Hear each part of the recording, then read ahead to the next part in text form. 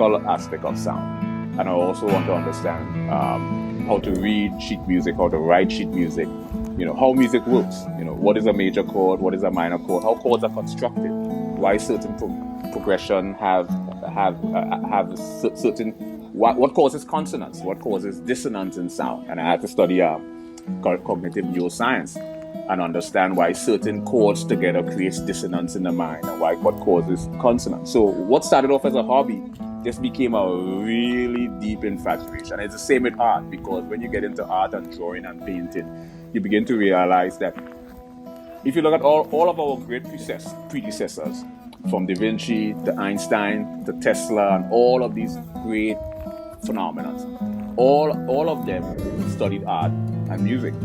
So I had to get into that phenomena to understand what's going on. What is the infatuation with art? And when I got into art, I understand things like vanishing point, perpendicular angle, diagonal angle, and how three-dimensional depiction is illustrated on a two-dimensional surface.